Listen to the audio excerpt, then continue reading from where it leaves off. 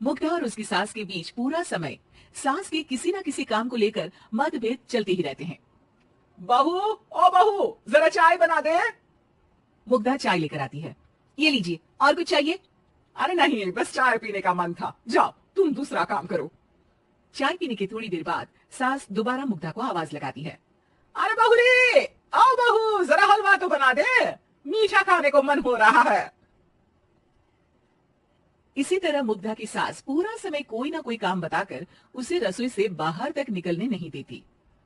कभी चाय, कभी हलवा, कभी पानी तो कभी दूध, हर समय खाने को चाहिए, और उसके लिए अपने हाथ में बिल्कुल नहीं लाने। परेशान किया हुआ है इन्होंने।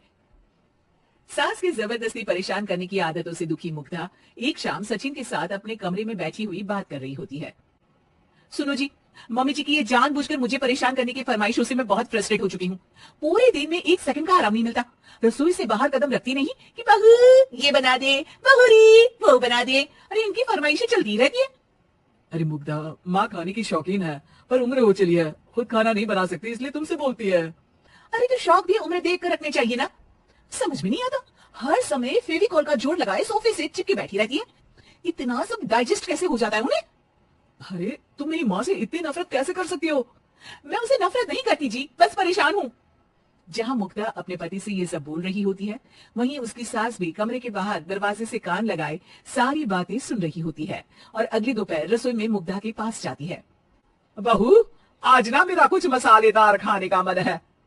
तो चाय बना दो, मुझे बहुत पसंद है। अरे ना, ऐसा कर लिट्टी चोखा बना ले, और हाँ, जितना मसाला बातों में मिलाकर पति को सुनाती हो ना, सब्जी में भी वैसे ही डाला करो, खाना स्वादिष्ट बनेगा। सास की बात सुनकर मुग्धा हैरान रह जाती है। मतलब अब पूरा समय मुझ पर हुक्म चलाने के साथ बंद कमरे में हुई पति पत्नी के बीच की बातें भी सुनती है। अरे बात जब मेरी थी तो सुनने में क्या दिक्कत है? ये कहकर सास वहां से चली जाती है। अरे अब तो हद पार हो गई, इस तरह से तो ये मेरा जीना मुश्किल कर देंगी। मुग्धा सास की हरकतों से परेशान उसका हल सोचने लगती है और इसी तरह कुछ दिन बीत जाते हैं, जिसमें सास का जन्मदिन आता है। मुग्धा बहुत खुशी के साथ अपनी सास को एंड्रॉइड मोबाइल गिफ्ट करती है। मम्मी, आपको सबसे बात करने के लिए बहुत दिक्कत होती है ना, कभी सचिन तो कभी मुझे बोलना पड़ता है, पर इस मोबाइल से आपको कोई दिक्कत नहीं होगी। एक जगह बैठे बैठे बहुत कुछ कर सकती हैं अब आप। मोबाइल देख सासू माँ खुश हो जाती है, पर उसे इस्तेमाल करना तो आता नहीं, इसलिए साइड में रख देती है, जिसे देख मुग्धा घर का सारा काम छोड़ मोबाइल सेट कर सास को इस्तेमाल करना सिखाने लगती है, जिसके बाद अब सास पूरा समय मोबाइल में ही लगी रहती है। हाय, जब से मम्मी को मोबाइल मिला है मेरी लाइफ में कितनी शांति आई है। अच्छा है, इसी तरह बिजी रहे तो मैं भी सुकून की जिंदगी जी पाऊंगी। अब मुग्धा जब मन करे काम करना, जैसा चाहे वैसा खाना बनाकर खाना, पूरा समय रिलैक्स और खुश रहने लगती है। क्या बात है, आजकल तुम बहुत चहक रही हो। अरे मम्मी जी से छुटकारा जो मिला है, अब ना फरमाइशें ना छुप छुप कर बातें सुनना। अच्छा, तो मोबाइल गिफ्ट करने की ये स्कीम थी। इसी तरह दिन बीतते हैं और अब मोबाइल पर लगी सास फरमाइशों की जगह सवालों के लिए बहू को आवाजें लगाना शुरू कर देती है। अरे बहू सुन तो, देख जरा किसी का फोन क्यों नहीं मिल रहा?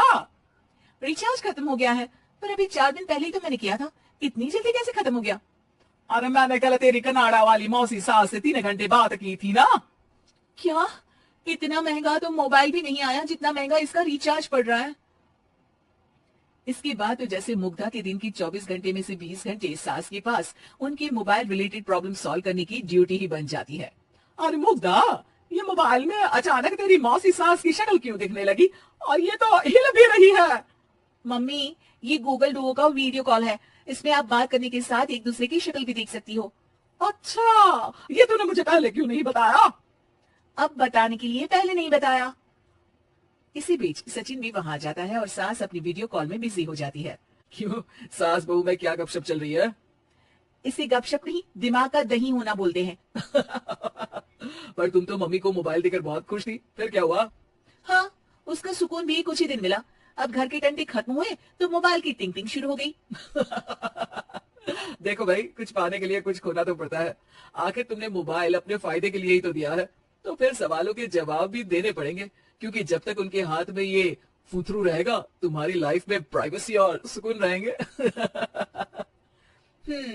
कहने का मतलब है अगर इससे प्यार बढ़े तो दाग अच्छे हैं। अरे मुझे पहले दिन से ही पता है मोबाइल किस मकसद से दिया गया है, भूलो मत, इससे पहले मैं बातें ही सुनती थी।